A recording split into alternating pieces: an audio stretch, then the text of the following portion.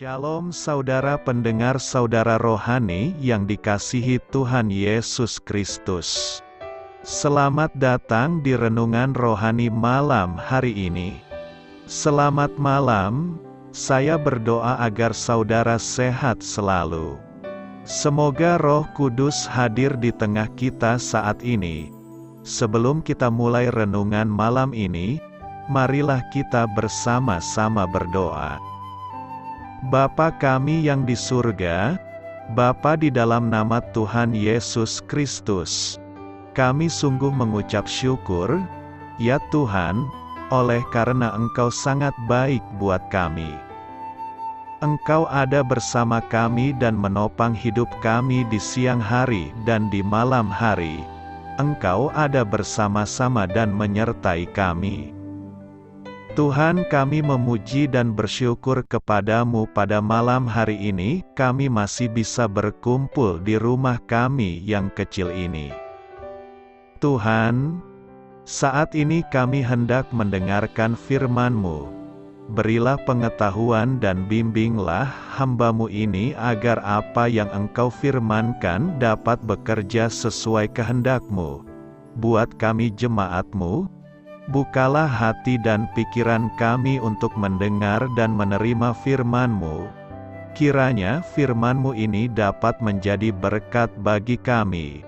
Berbicaralah Tuhan, kami sudah siap menerima firman-Mu. Di dalam nama Tuhan Yesus Kristus kami berdoa dan mengucap syukur. Amin. Sahabat saudara rohani, pembacaan ayat emas Alkitab renungan kita malam hari ini. Nats pilihan kita adalah, sesungguhnya engkau akan mengandung dan akan melahirkan seorang anak laki-laki dan hendaklah engkau menamai dia Yesus. Tertulis dalam kitab Lukas 1 ayat 31, kata kunci renungan pada malam ini adalah, tidak tersembunyi. Dan bacaan kita pada malam ini terambil dari kitab Lukas 1 ayat 26 sampai dengan ayat 35. Dalam bulan yang ke-6 Allah menyuruh malaikat Gabriel pergi ke sebuah kota di Galilea bernama Nazaret, kepada seorang perawan yang bertunangan dengan seorang bernama Yusuf dari keluarga Daud, nama perawan itu Maria. Ketika malaikat itu masuk ke rumah Maria, ia berkata, "Salam, hai engkau yang dikaruniai, Tuhan menyertai engkau." Maria terkejut mendengar perkataan itu, lalu bertanya di dalam hatinya, "Apakah arti salam itu?" Kata malaikat itu kepadanya, "Jangan takut, hai Maria, sebab engkau beroleh kasih karunia di hadapan Allah. Sesungguhnya engkau akan mengandung dan akan melahirkan seorang anak laki-laki dan hendaklah engkau menamai dia Yesus. Ia akan menjadi besar dan akan disebut anak Allah yang Maha Tinggi. Dan Tuhan Allah akan mengaruniakan kepadanya tahta Daud, bapa leluhurnya, dan ia akan menjadi raja atas kaum keturunan Yakub sampai selama-lamanya dan kerajaannya tidak akan berkesudahan." Kata Maria kepada malaikat itu, "Bagaimana hal itu mungkin terjadi, karena aku belum bersuami?" Jawab malaikat itu kepadanya, "Roh Kudus akan turun atasmu dan kuasa Allah yang Maha Tinggi akan menaungi engkau. Sebab itu anak yang akan kau lahirkan itu akan disebut kudus, anak Allah." Terambil dari kitab Lukas 1 ayat 26 sampai dengan ayat 35. Topik dari ayat emas renungan kita adalah, kelahiran Kristus membawa Allah yang tidak terbatas kepada manusia yang terbatas. Mari kita mulai renungan malam kita. Untuk memulai hal baik, serahkanlah segala sesuatu hanya kepada Tuhan. Mari kita mulai segmen kisah inspiratif. Jemaat Baltimore menemukan jawaban untuk masalah keuangan mereka pada dinding gereja mereka. Jawaban itu telah bersembunyi di sana selama lebih dari 25 tahun. Akhirnya ada orang yang menyadari adanya sebuah karya seni tergantung di kapel, yakni karya cetak papan kayu yang sangat bernilai buatan Albrecht Dürer, tertanggal tahun 1493. Karya itu memperlihatkan malaikat yang sedang memberi kabar Maria bahwa ia akan melahirkan putra Allah. Beberapa anggota jemaat tidak percaya bahwa mereka tidak menyadari nilai dari mahakarya tua tersebut. Mereka mengatakan, jika ini nyata, mengapa ada di sini? Bagaimana dengan kita? Apakah kita melupakan nilai kejadian yang digambarkan pada karya grafis papan kayu tersebut? Yesus tidak bersembunyi. Kebenaran bahwa Allah datang ke dunia dalam rupa manusia jelas-jelas diberitakan dalam firman-Nya. Hal ini dicerminkan di dalam karya seni dan buku pujian kita. Tetapi makna kelahiran Kristus masih dilupakan. Kita begitu tenggelam dalam berbagai aktivitas dan program sehingga melewatkan nilai yang tiada terkira akan pengenalan siapakah bayi ini sebenarnya. Hal yang kurang adalah penyembahan kita. Coba pikirkan makna kelahirannya. Yesus adalah Allah. Dia datang untuk menyelamatkan kita dari dosa-dosa kita dan memberikan hidup kekal bagi kita. Pada Natal kali ini, bergabunglah bersama para Majus serta gembala, dan muliakanlah Yesus, Allah yang menjadi manusia. Bagi Allah tidak ada yang mustahil. Lukas 1 ayat 37 berkata, sebab bagi Allah tidak ada yang mustahil. Pernyataan, bagi Allah tidak ada yang mustahil, merupakan bukti bahwa Allah punya kuasa dan otoritas atas segala apa yang terjadi di dunia ini bagi semua orang. Allah yang menciptakan segala sesuatunya menurut kehendak-Nya. Apa yang diceritakan dalam Lukas pasal 1, di mana Maria akan mengandung seorang raja, suatu hal yang mustahil bagi manusia seperti pada Maria. Di saat itu pasti bukan kehamilan yang menjadi doa Maria, melainkan mengenai pertunangannya dengan Yusuf. Tidak ada dalam benaknya akan hamil di luar pernikahannya dengan Yusuf. Pastilah Maria merindukan kehamilan yang sah, yakni setelah menikah dengan Yusuf. Walaupun ia sudah bertunangan dengan Yusuf, tapi pastinya yang mereka doakan adalah pernikahan dan kebahagiaan. Tapi yang Allah berikan jauh dari apa yang mereka pikirkan, sebuah kemustahilan. Maria akan hamil sebelum mereka resmi menikah. Kehamilan itu pun menjadi misteri bagi Maria dan Yusuf. Kehamilan Maria merupakan kemustahilan bagi mereka dan dunia pada saat itu. Tetapi karena iman, kemustahilan itu menjadi kenyataan bagi Maria dan Yusuf. Mereka menjalani kemustahilan menjadi sebuah kenyataan hidup. Mereka menjadi orang yang dipercaya Tuhan untuk mewujud nyatakan sebuah kemustahilan menjadi kenyataan. Apakah kita mau menjadi pribadi yang dipercayakan Tuhan untuk hal-hal yang mustahil? Berikut beberapa kunci agar kita untuk memasuki hidup yang penuh mujizat dan kemustahilan, yakni: pertama, kita harus lebih lagi percaya. Mari kita ingat kembali akan mujizat yang Tuhan buat dalam hidup kita. Maka pasti yang akan ada ingat adalah apa yang di luar pikiran, bayangan, penglihatan kita dan doa kita. Itulah yang Tuhan sediakan bagi umat-Nya yang percaya. Inilah intinya, percaya. Di hari-hari ini, kita harus lebih lagi percaya. Bisa saja saat itu Maria menolak apa yang malaikat Tuhan sampaikan, tapi ia lebih memilih untuk percaya dan menerima kasih karunia itu walaupun ia tahu banyak orang yang akan menghujat dan mencibir dirinya karena ia belum menikah. Karena percayanya, Maria mendapatkan pertolongan Tuhan melalui Roh Kudus dan kuasa untuk menghadapi segala situasi yang akan ia hadapi.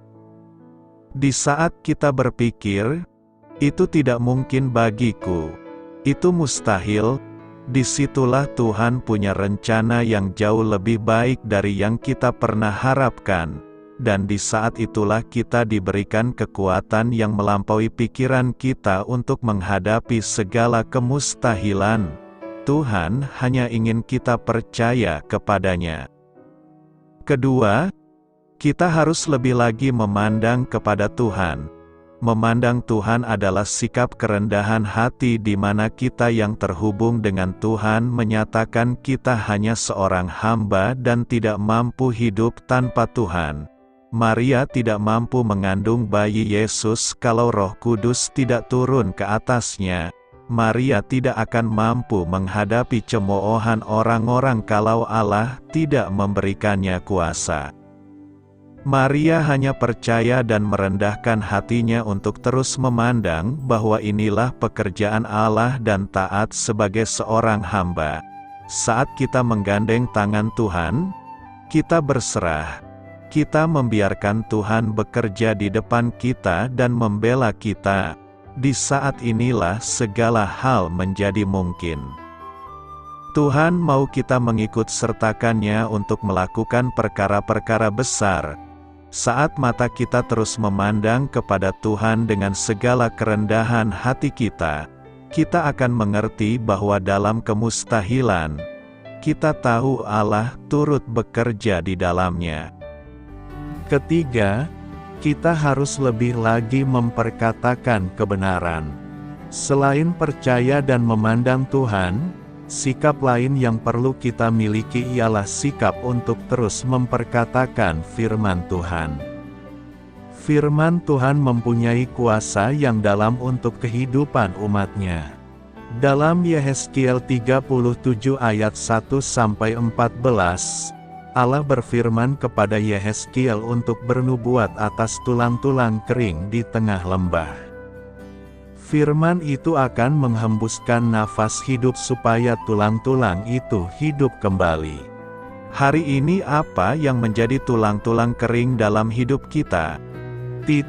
Keuangan kitakah, pekerjaan, rumah tangga, atau apapun situasi yang kering dalam hidup kita, Tuhan inginkan kita setiap hari memperkatakan berkat atas hidup kita, agar ada nafas hidup, ada kekuatan, ada semangat yang baru untuk kekeringan kita.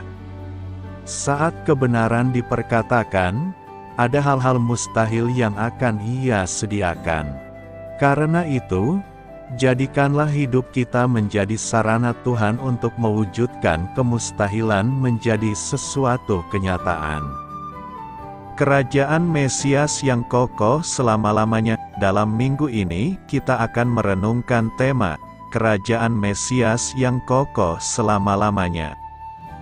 Kerajaan manusia datang dan pergi. Kerajaan yang Allah dirikan untuk umatnya akan berdiri selamanya. Kerajaan ini bisa diwujudkan karena Allah sendiri yang sudah berjanji. Tuhan menetapkan bahwa Daud akan memiliki peran yang penting dalam rencana Allah ini. Keluarga dan kerajaanmu akan kokoh untuk selama-lamanya di hadapanku. Tahtamu akan kokoh untuk selama-lamanya. Mesias akan datang melalui keturunan Daud. Raja yang kekal ini akan duduk di atas tahta Daud dalam suatu pemerintahan yang kekal. Sebab seorang anak telah lahir untuk kita, seorang putera telah diberikan untuk kita.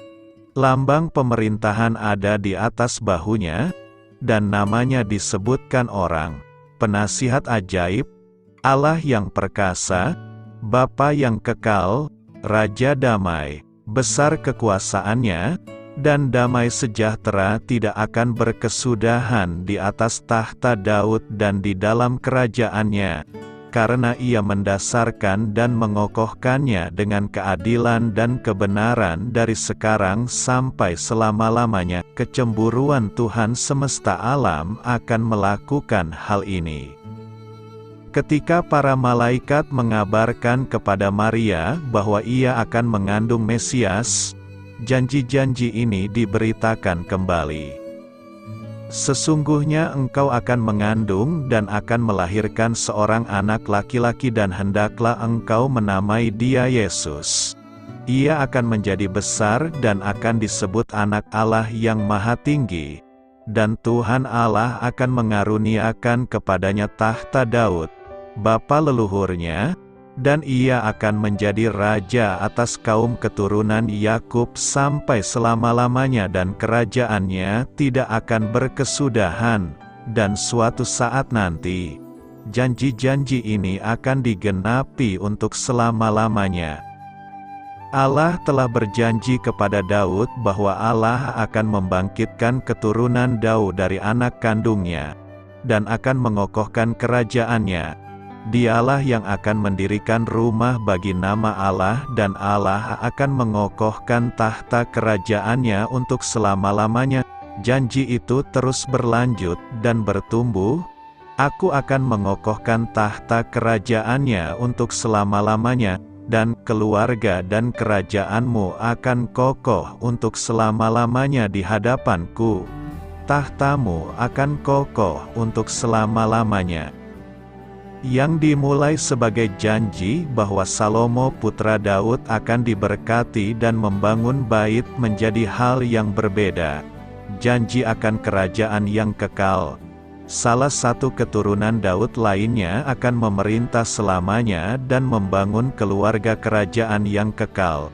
Bagian dari janji ini merujuk kepada Sang Mesias, Yesus Kristus, yang dijuluki Anak Daud dalam Matius 21 ayat 9. Janji bahwa keluarga, kerajaan, dan tahta Daud akan ditetapkan selamanya adalah penting karena menunjukkan bahwa Sang Mesias akan lahir dari garis keturunan Daud dan ia akan menetapkan sebuah kerajaan yang akan dipimpinnya. Janji ini dirangkum dengan kata keluarga, sebagai janji dinasti dalam keluarga Daud, kerajaan, sebagaimana mengungkapkan bangsa yang diperintah oleh seorang raja, tahta, yang menekankan otoritas pemerintahan sang raja, dan selamanya, menekankan keabadian dan sifat tak berkondisi perjanjiannya dengan Daud dan Israel. Timbul pertanyaan kita sekarang, apakah kekokohan kerajaan Mesias dari keturunan Daud itu? Pertama, kerajaan Mesias itu tidak tinggal diam dalam bangunan yang terbuat dari kayu aras. Bagi Daud, tidak pantas rasanya ia tinggal dalam bangunan yang terbuat dari kayu terbaik, kayu aras, sementara tabut Tuhan cuma diberikan tenda. Ini kontras di mata dan di hati Daud. Ia merasa tidak nyaman. Walaupun ia gemar berperang, namun ia juga punya hati yang religius rupanya. Kayu aras adalah jenis kayu terkuat pada zaman Perjanjian Lama di wilayah Timur Tengah. Tidak begitu jelas kayu jenis apa ini. Namun Alkitab menerjemahkannya dengan cemara Libanon. Walau Daud berupaya hendak mendirikan tempat yang kuat bagi Allah, namun Allah menegaskan bahwa kedaulatannya melebihi Daud. Allah tidak tergantung kepada kekuatan bangunan Daud, melainkan sebaliknya. Namun demikian, rupanya kemudian Tuhan menerima rencana Daud itu, tetapi bukan dia yang akan melakukannya, melainkan anaknya kelak. Jadi, walaupun Tuhan menerima, pada awalnya ia menolak dengan setidaknya dua alasan. Pertama, ia lebih memilih tenda yang telah dirancangnya sendiri. Kedua, rumah itu tidak perlu karena ia sendiri tidak pernah memintanya kepada Israel dan para pemimpin, hakim orang Israel. Soal rumah yang akan dibangun kelak itu, bukan untuk Tuhan melainkan bagi namanya. Dengan berdirinya rumah itu nantinya, Tuhan akan mengokohkan tahta kerajaan Daud melalui keturunannya itu. Kedua, kerajaan Mesias itu didik langsung oleh Tuhan. Keturunan Daud yang akan menjadi Mesias itu, Tuhan sendirilah yang akan mendidiknya supaya tidak mengulang kesalahan Saul yang tidak patuh. Pola didikan itu menurut kasih sayang Bapa kepada anaknya. Tuhan menjanjikan kerajaan Daud dan keturunannya itu akan kokoh selama-lamanya.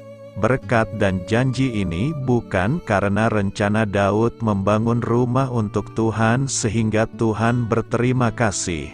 Justru dari awal Tuhan menunjukkan keberatannya. Tahta abadi Daud itu lebih terkait kepada perjanjian Allah dengan Israel sebagai umat pilihannya. Dalam ayat terakhir, sekali lagi ditekankan otoritas Tuhan atas Daud dan Nabi Nathan. Apa yang hendak kita renungkan dalam kehidupan kita sehari-hari? Pertama, saat ini kerangka memahami akar teologis akan Raja Mesias yang dijanjikan itu. Jadi, bagi orang Israel, perikop bacaan ini menjadi salah satu bagian kitab suci yang memberikan nubuat dan pengharapan akan raja di masa depan yang mulia seperti Daud. Daud adalah raja yang tidak tertandingi dan tidak ada seperti dirinya dari semua raja Israel. Dialah raja yang mensejahterakan Israel baik secara politis, sosial, dan rohani. Raja di masa depan itu adalah dia yang diurapi dan dipilih Allah untuk mewujudkan janjinya tentang sebuah kerajaan yang kokoh selamanya. Syaratnya, raja yang dijanjikan itu memiliki kualitas seperti Daud. Sebagai penerus dari pengharapan akan Mesias yang dijanjikan itu, orang Kristen mengakui Yesus Kristus sebagai penggenapannya. Dalam hal ini, kerajaan Daud yang dijanjikan itu menjadi kerajaan di mana Allah sendiri yang memerintahnya. Dengan Yesus sebagai tunas, yaitu keturunan Daud, maka kehendak Allah berlaku di bumi seperti di sorga. Dengan pengharapan yang sama, orang Kristen juga mengakui pemerintahan Yesus Kristus sebagai Raja, dengan pemahaman baru tentang Mesias di kalangan murid-murid orang Kristen generasi pertama, dan di lingkungan gereja. Generasi kemudian, kerajaan itu diberi makna rohani sebagai kerajaan Allah atau kerajaan sorga, yang kekuasaannya juga berlaku di bumi, yang rajanya adalah Kristus. Kedua, Bait Allah yang hendak dibangun Raja Salomo itu menjadi simbol tubuh kita yang Tuhan inginkan untuk dibangun dan Ia tinggali. Sebagai bait Allah, bait Roh Kudus, rumah tubuh bagi Kristus. Apakah kita mau membangun diri dan gereja kita untuk Kristus, sebagaimana Daud merencanakan dari hatinya? Ketiga, hendaknya kita tidak mengurung kerajaan Mesias itu hadir dalam perayaan Natal atau dalam bulan Desember saja, seolah-olah bulan Desember dan pada 25 adalah bulan dan hari Tuhan. Sesungguhnya, setiap hari, setiap pekan, setiap bulan, dan bahkan sepanjang waktu adalah milik Tuhan. Ia berkarya di dalam ruang-ruang waktu itu.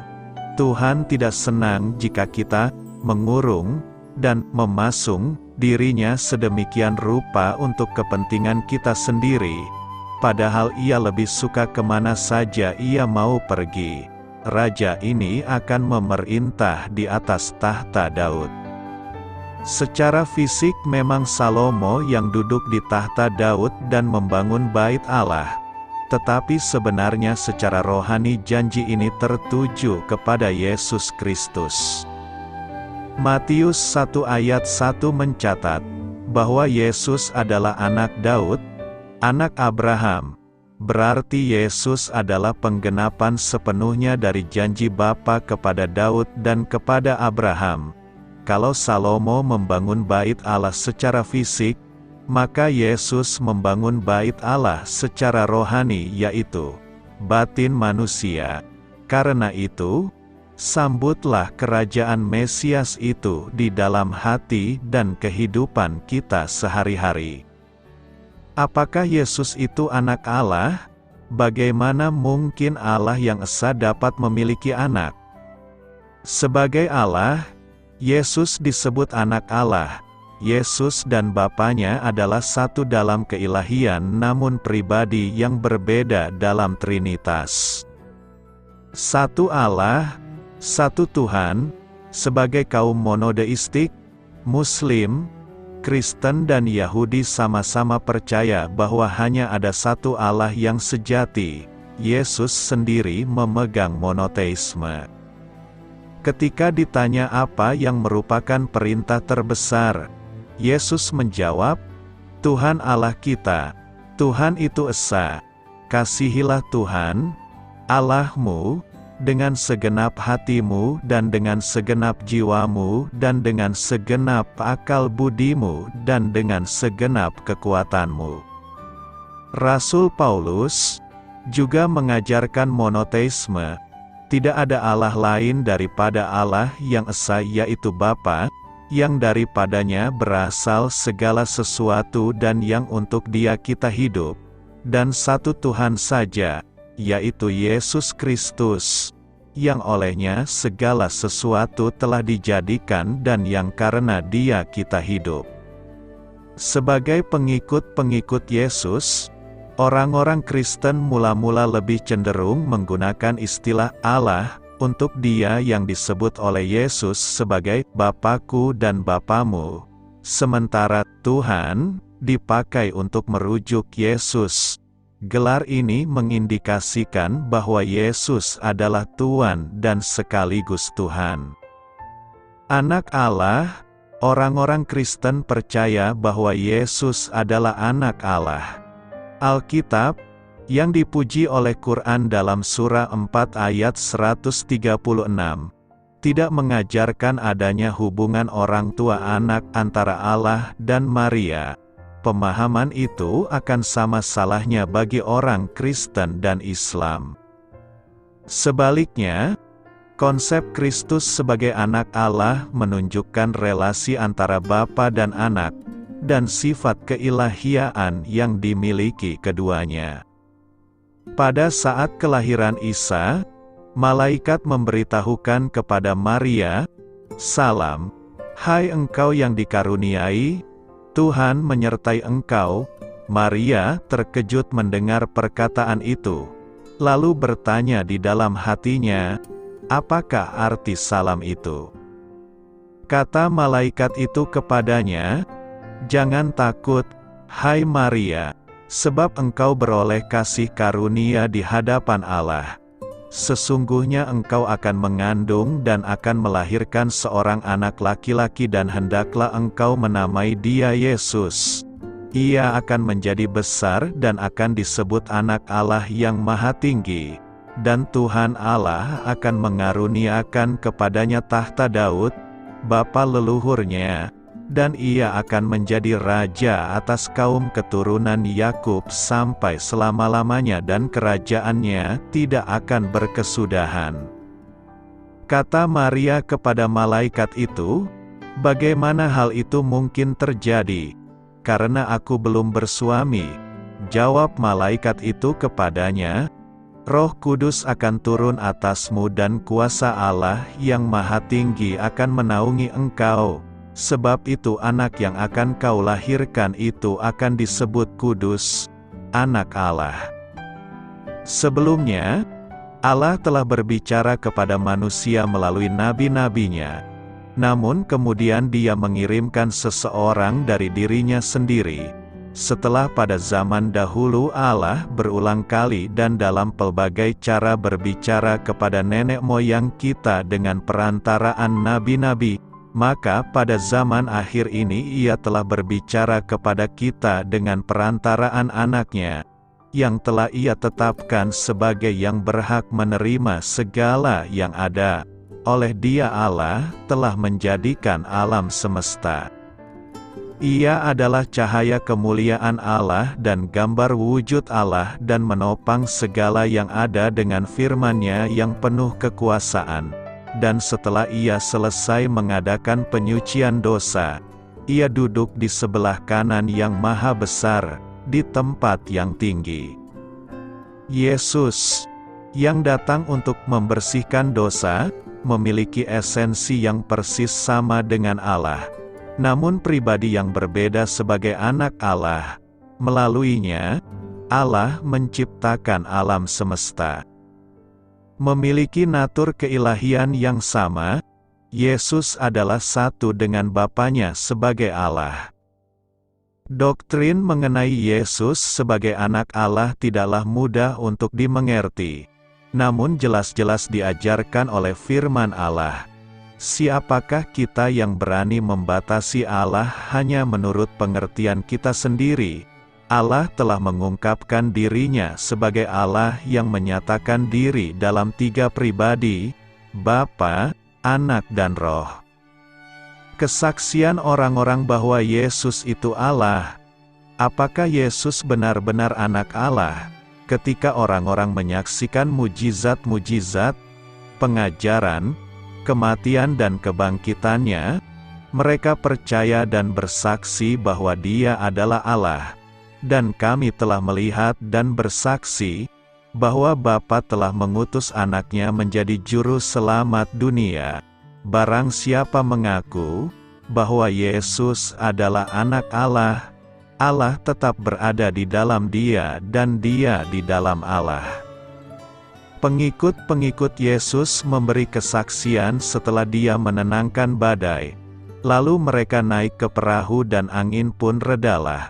Dan orang-orang yang ada di perahu menyembah Dia. Katanya, sesungguhnya Engkau anak Allah. Petrus, murid Yesus bersaksi. Setelah Yesus tiba di daerah Kaisarea Filipi, Ia bertanya kepada murid-muridnya, kata orang, "Siapakah anak manusia itu?" Jawab mereka, "Ada yang mengatakan, Yohanes Pembaptis, ada juga yang mengatakan, Elia dan ada pula yang mengatakan, Yeremia atau salah seorang dari para nabi." Lalu Yesus bertanya kepada mereka, "Tetapi apa katamu, siapakah aku ini?" Maka jawab Simon Petrus, "Engkau adalah Mesias, Anak Allah yang hidup." Kata Yesus kepadanya, "Berbahagialah engkau Simon bin Yunus, sebab bukan manusia yang menyatakan itu kepadamu, melainkan Bapa-Ku yang di sorga." Seorang wanita bernama Marta juga bersaksi. Jawab Yesus, "Akulah kebangkitan dan hidup. Barang siapa percaya kepadaku, ia akan hidup walaupun ia sudah mati. Dan setiap orang yang hidup dan yang percaya kepadaku, tidak akan mati selama-lamanya. Percayakah engkau akan hal ini?" Jawab Marta, "Ya, Tuhan, aku percaya bahwa Engkaulah Mesias, Anak Allah, Dia yang akan datang ke dalam dunia." Perwira militer dan para tentara yang mengawal Yesus saat Dia mati di kayu salib bersaksi. Kepala pasukan dan prajurit-prajuritnya yang menjaga Yesus menjadi sangat takut ketika mereka melihat gempa bumi dan apa yang telah terjadi. Lalu berkata, "Sungguh, Ia ini adalah anak Allah." Setelah Allah membangkitkan Yesus dari antara orang mati, Thomas juga ikut bersaksi. Tetapi Thomas, seorang dari ke-12 murid itu, yang disebut Didimus, tidak ada bersama-sama mereka ketika Yesus datang ke situ.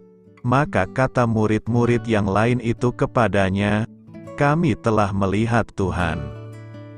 Tetapi Thomas berkata kepada mereka, "Sebelum aku melihat bekas paku pada tangannya dan sebelum aku mencucukkan jariku ke dalam bekas paku itu dan mencucukkan tanganku ke dalam lambungnya, sekali-kali aku tidak akan percaya."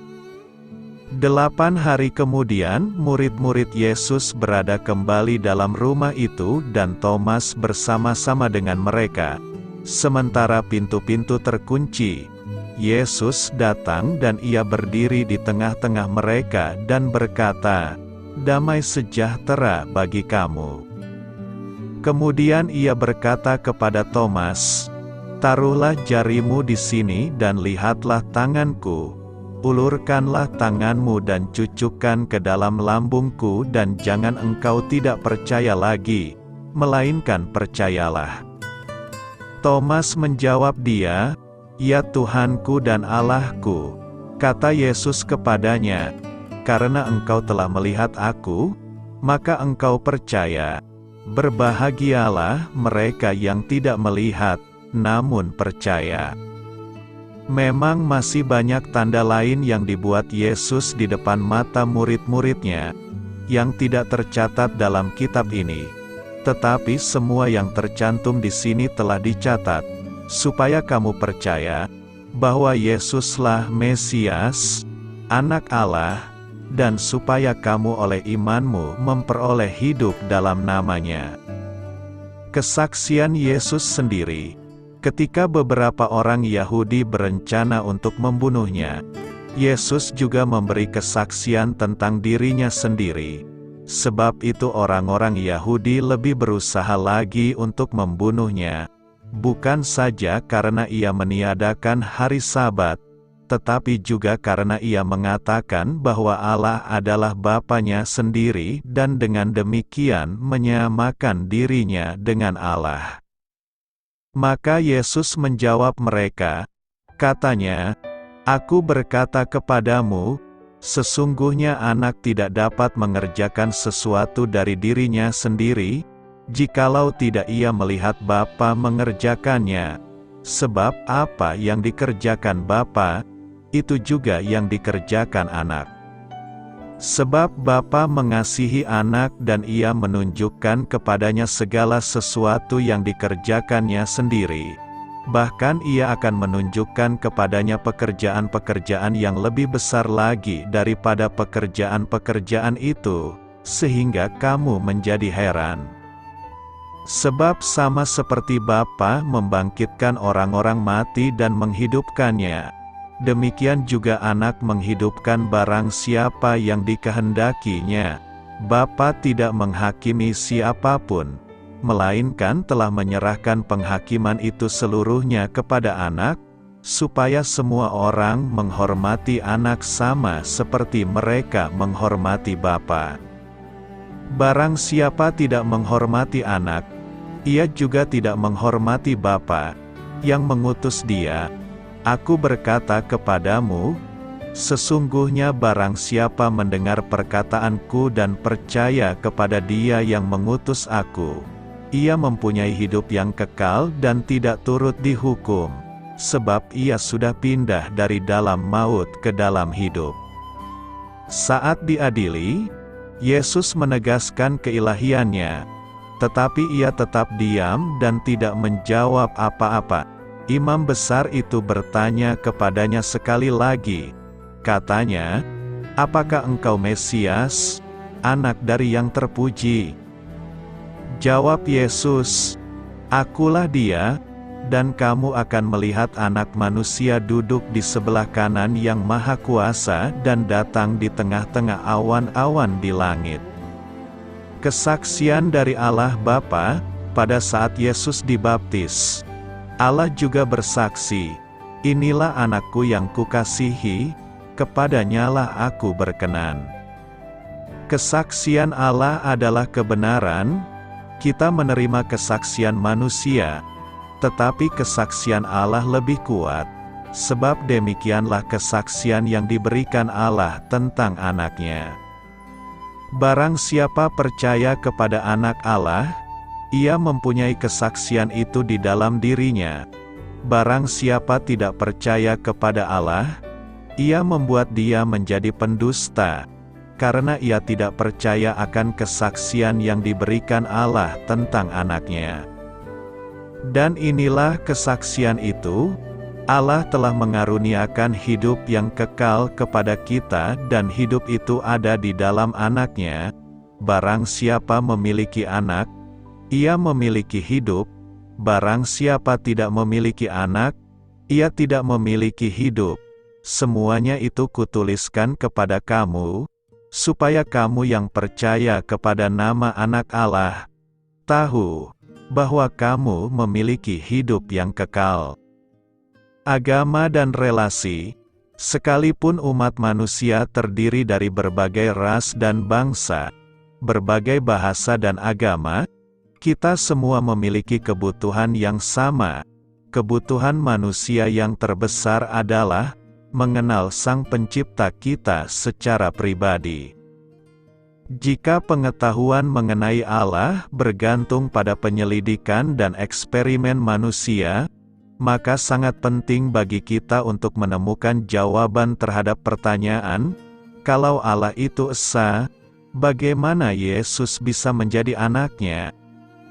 Namun, karena pengenalan akan Allah itu bergantung pada pernyataan dirinya, maka percaya pada pernyataannya sebagaimana yang ditemukan dalam firman-Nya, Alkitab, lebih penting ketimbang menemukan jawaban atas pertanyaan kita yang paling sulit sekalipun.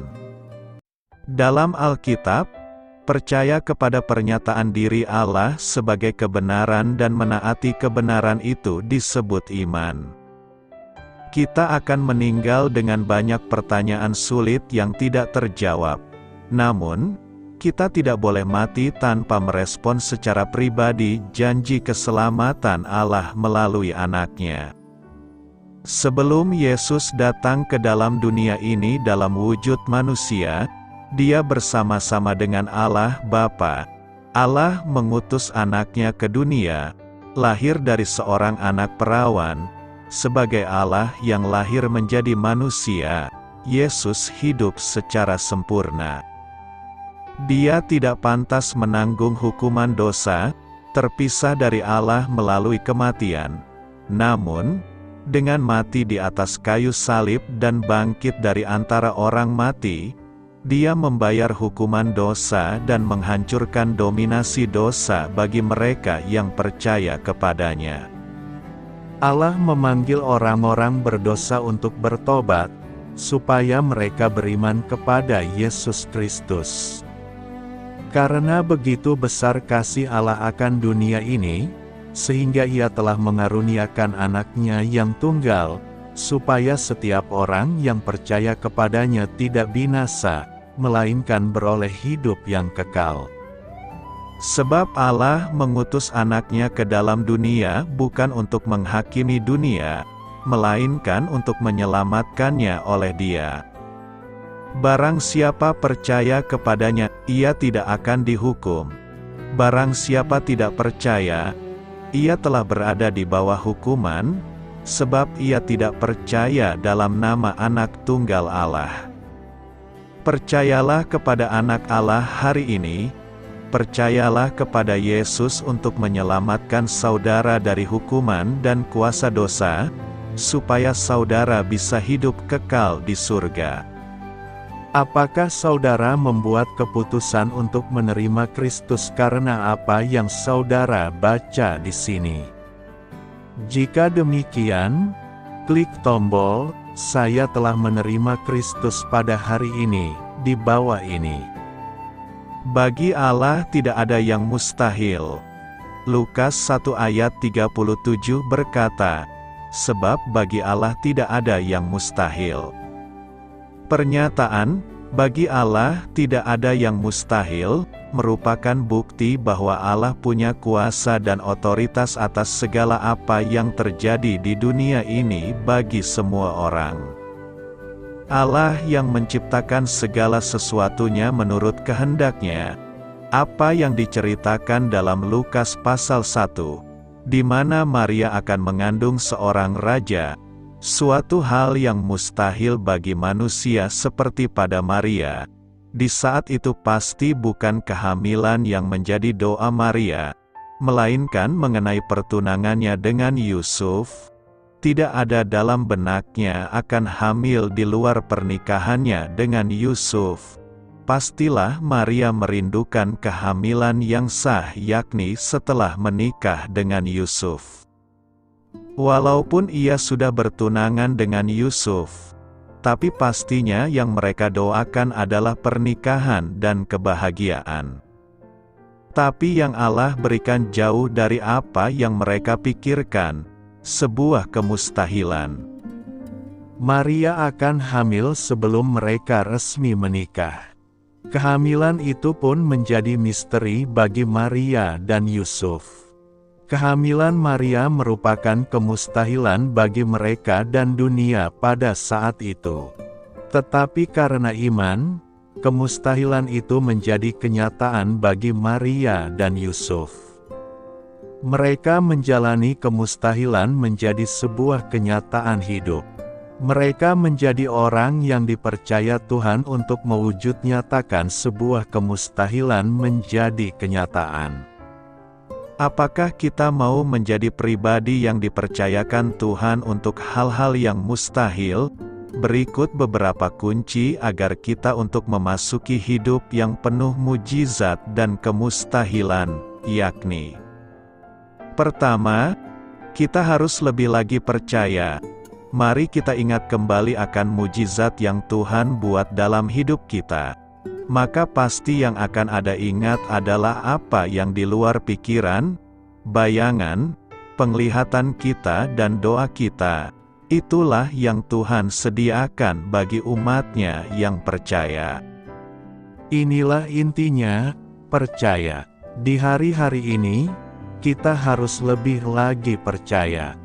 Bisa saja saat itu Maria menolak apa yang malaikat Tuhan sampaikan, tapi ia lebih memilih untuk percaya dan menerima kasih karunia itu walaupun ia tahu banyak orang yang akan menghujat dan mencibir dirinya karena ia belum menikah. Karena percayanya, Maria mendapatkan pertolongan Tuhan melalui Roh Kudus dan kuasa untuk menghadapi segala situasi yang akan ia hadapi. Di saat kita berpikir, itu tidak mungkin bagiku, itu mustahil, disitulah Tuhan punya rencana yang jauh lebih baik dari yang kita pernah harapkan. Dan di saat itulah kita diberikan kekuatan yang melampaui pikiran kita untuk menghadapi segala kemustahilan. Tuhan hanya ingin kita percaya kepadanya. Kedua, kita harus lebih lagi memandang kepada Tuhan. Memandang Tuhan adalah sikap kerendahan hati di mana kita yang terhubung dengan Tuhan menyatakan kita hanya seorang hamba dan tidak mampu hidup tanpa Tuhan.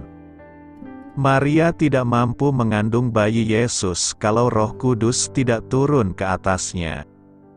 Maria tidak akan mampu menghadapi cemoohan orang-orang kalau Allah tidak memberikannya kuasa. Maria hanya percaya dan merendahkan hatinya untuk terus memandang bahwa inilah pekerjaan Allah dan taat sebagai seorang hamba. Saat kita menggandeng tangan Tuhan, kita berserah. Kita membiarkan Tuhan bekerja di depan kita dan membela kita. Di saat inilah segala hal menjadi mungkin. Tuhan mau kita mengikut sertakannya untuk melakukan perkara-perkara besar. Saat mata kita terus memandang kepada Tuhan dengan segala kerendahan hati kita, kita akan mengerti bahwa dalam kemustahilan, kita tahu Allah turut bekerja di dalamnya. Ketiga, kita harus lebih lagi memperkatakan kebenaran. Selain percaya dan memandang Tuhan, sikap lain yang perlu kita miliki ialah sikap untuk terus memperkatakan firman Tuhan. Firman Tuhan mempunyai kuasa yang dalam untuk kehidupan umatnya. Dalam Yehezkiel 37 ayat 1-14, Allah berfirman kepada Yehezkiel untuk bernubuat atas tulang-tulang kering di tengah lembah. Firman itu akan menghembuskan nafas hidup supaya tulang-tulang itu hidup kembali. Hari ini apa yang menjadi tulang-tulang kering dalam hidup kita? Keuangan kitakah? Pekerjaan, rumah tangga? Atau apapun situasi yang kering dalam hidup kita? Tuhan inginkan kita setiap hari memperkatakan berkat atas hidup kita, agar ada nafas hidup, ada kekuatan, ada semangat yang baru untuk kekeringan kita. Saat kebenaran diperkatakan, ada hal-hal mustahil yang akan Ia sediakan. Karena itu, jadikanlah hidup kita menjadi sarana Tuhan untuk mewujudkan kemustahilan menjadi sesuatu kenyataan. Lihat keselamatanmu datang. Malam ini kita merayakan malam Natal tatkala Yesus lahir di kandang domba di Betlehem. Ada banyak kenangan dan inspirasi atas peristiwa ini bagi kita sekarang. Peringatan ini tidak berlalu begitu saja tetapi harus membawa makna bagi kita sekarang. Dalam malam Natal ini akan membahas tema, lihat keselamatanmu datang. Penyelamat itu sudah datang kala itu di Betlehem. Bagaimana kedatangan penyelamat itu kala itu?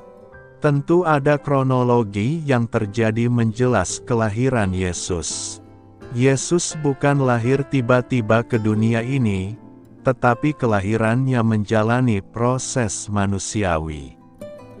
Bagaimana proses keselamatan itu datang dan lahir di tengah-tengah kita? Pertama, kedatangan keselamatan itu dimulai dari kedatangan Gabriel kepada Maria.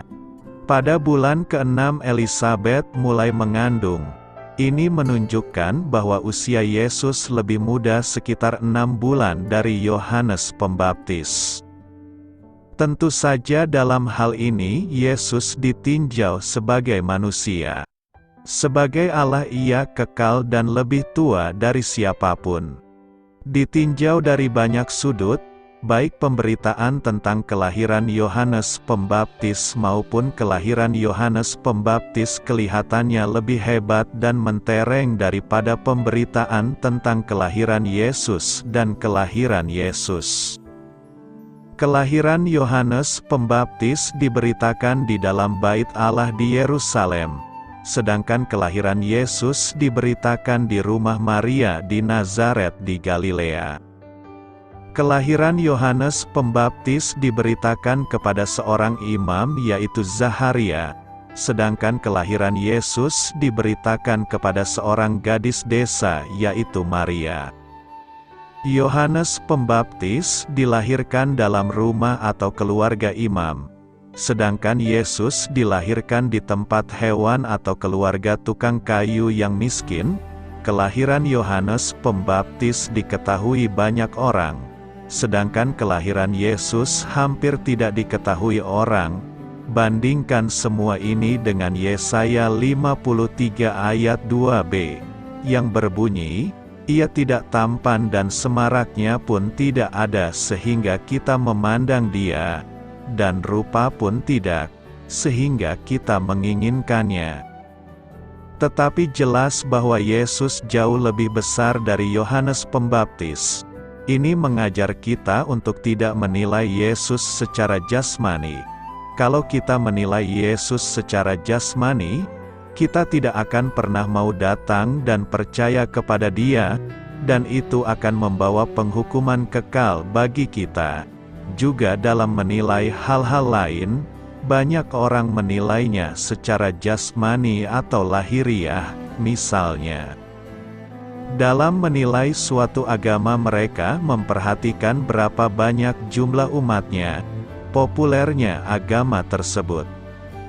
Dalam menilai gereja mereka memperhatikan kemegahan gedungnya, banyaknya jemaatnya, banyaknya cabang yang dimiliki, nama atau merek gereja yang ngetop.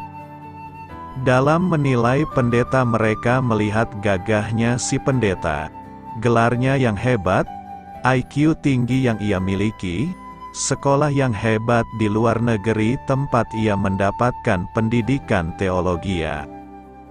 Dalam menilai buku rohani, mereka melihat bentuk bukunya, warna dan cetakannya yang menarik. Ini semua salah, karena kita harus menilainya secara rohani.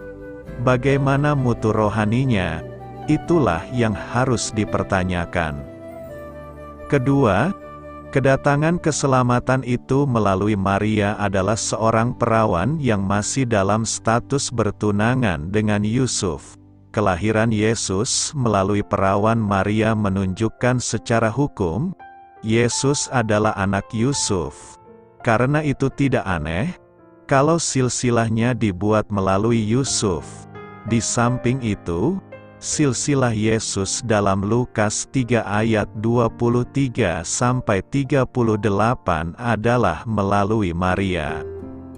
Walau Maria menyebut Yusuf sebagai ayah Yesus, tetapi Yesus menjelaskan bahwa Yusuf bukanlah bapaknya, karena Allah lah yang menjadi bapaknya.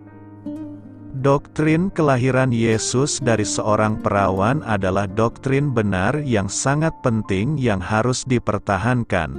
Kata Yunani yang diterjemahkan perawan adalah parthenos, dan kata ini tidak pernah digunakan untuk menunjuk kepada perempuan yang sudah menikah. Di samping itu, kata-kata Maria dalam ayat 34 yang berbunyi, "Aku belum bersuami," terjemahan hurfiahnya adalah, "Aku tidak tahu atau kenal laki-laki," dan ini jelas menunjukkan bahwa ia betul-betul masih perawan. Kalau Yesus tidak dilahirkan oleh seorang perawan yang mengandung dari Roh Kudus, tetapi dari pernikahan biasa atau dari perzinahan, maka nubuat firman Tuhan dalam Yesaya 7 ayat 14 tidak tergenapi. Ia bukanlah Allah dan manusia, tetapi hanyalah manusia biasa. Kelahiran Yesus dari perawan Maria adalah suci, bukan lahir berdosa.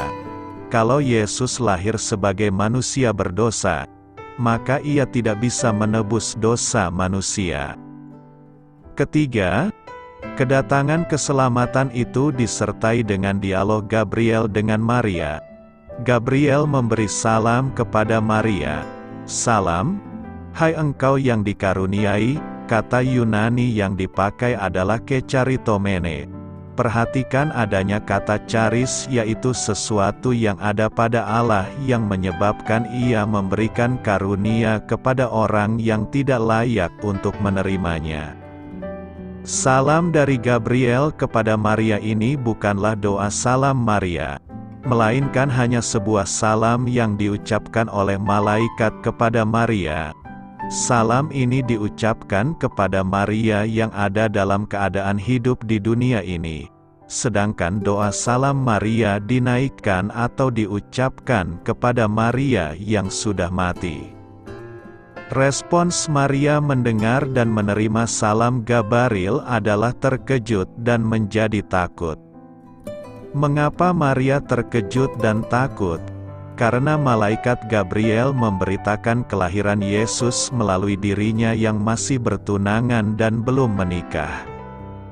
Hal itu tidak mungkin terjadi secara manusia, karena seseorang hanya bisa melahirkan anak jika sudah menikah. Pernyataan Gabriel itu membuat Maria menjadi ketakutan. Ketakutan Maria semakin bertambah-tambah karena Gabriel mengatakan bahwa anak yang akan dilahirkannya akan disebut anak Allah. Ini tak berarti bahwa sebelum jadi manusia Yesus bukanlah anak Allah. Artinya, dulu ia sudah adalah anak Allah. Lalu ia menjadi manusia dan manusia akan tahu dan mengakui atau menyebutnya sebagai anak Allah.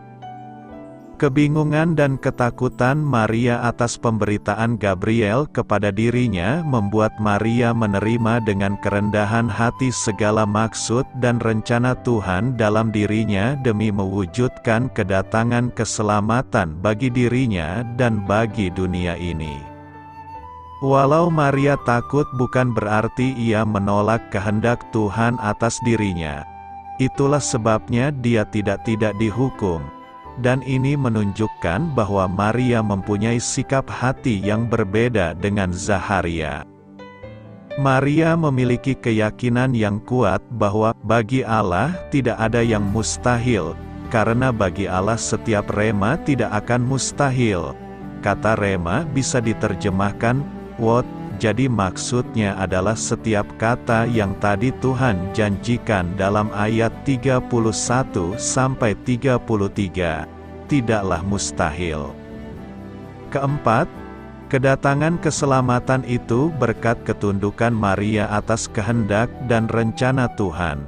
Bagi Maria ketundukan dan penyerahannya ini mempunyai resiko tinggi, yaitu kesalahpahaman Yusuf, kesalahpahaman, ejekan dan hinaan dari orang-orang di sekitarnya, bahkan dari keluarganya sendiri. Kemungkinan ia akan dihukum mati berdasarkan hukum perjanjian lama dalam Ulangan 22 ayat 20-21. Tetapi Maria tetap tunduk dan tidak membantah. Ini menunjukkan iman yang hebat. Ini merupakan bukti nyata dari iman. Kalau kita mengekang pikiran kita dan menaklukkannya, sehingga tidak berani menjawab ini atau itu kepada Allah, karena keberanian dalam berbantah adalah ibu dari ketidakpercayaan. Kalau Tuhan memberikan firman yang kelihatannya tidak logis bagi kita, sejatinya kita pun harus mempercayainya. Kalau Tuhan memberikan perintah yang kalau kita taati akan memberikan resiko atau kerugian besar bagi kita, maka kita pun harus tunduk dan menerimanya dengan segala kerendahan hati. Inilah kronologi kedatangan keselamatan itu bagi kita. Keselamatan itu datang dengan proses yang panjang yang penuh lika-likunya. Karena itu, marilah kita taat pada rencana Tuhan dalam hidup kita demi mendatangkan keselamatan bagi kita dan bagi seluruh dunia ini. Beritakanlah Injil kepada segala makhluk, hormatilah semua orang. Selamat beristirahat malam dalam kasih setia Tuhan. Doa saya menyertai saudara sekalian. Mari bertumbuh dalam iman bersama saudara rohani. Saya memberkati Anda agar sewaktu Anda mencarinya dari Dia, Bapa Surgawi Anda akan memberikan bagi Anda roti harian Anda, dalam nama Yesus Kristus. Tuhan yang berkuasa atas alam semesta dan menuntun kita kepada iman yang menyelamatkan. Tuhan Yesus menyertai senantiasa. Terima kasih sudah berkenan mendengarkan renungan malam saudara rohani. Tuhan memberkati. Amin.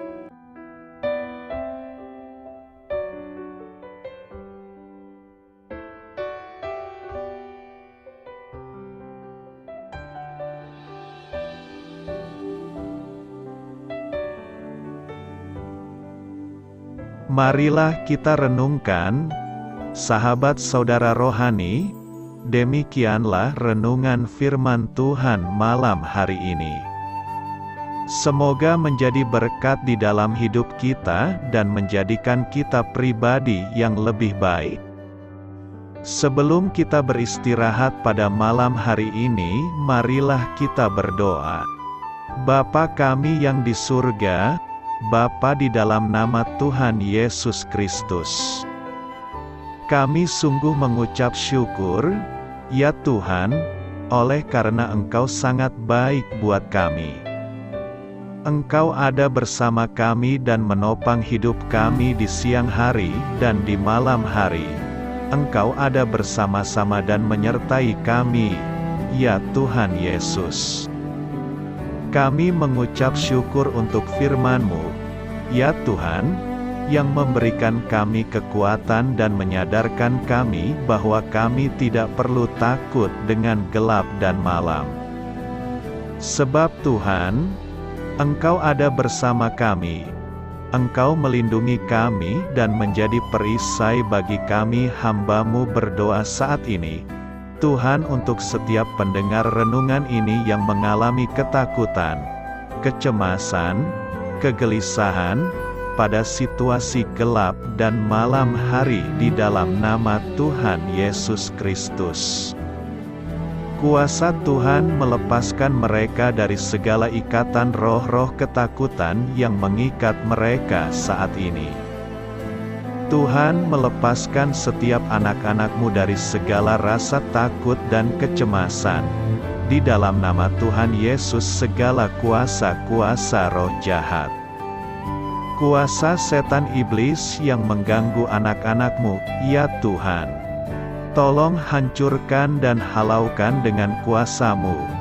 Dalam nama Tuhan Yesus Kristus, berkati setiap kami anak-anak-Mu, ya Tuhan, dan lindungilah kami. Kami aman di dalam Engkau.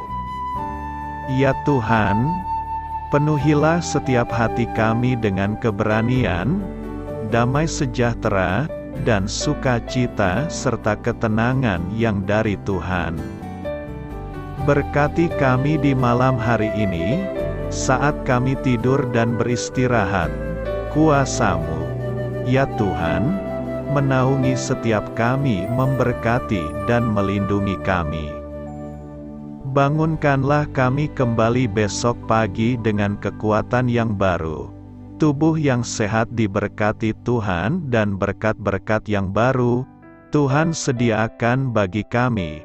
Terima kasih, ya Tuhan, kami sungguh mengucap syukur untuk firman-Mu yang menguatkan kami.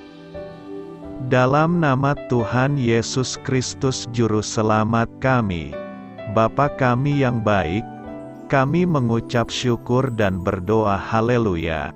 Amin.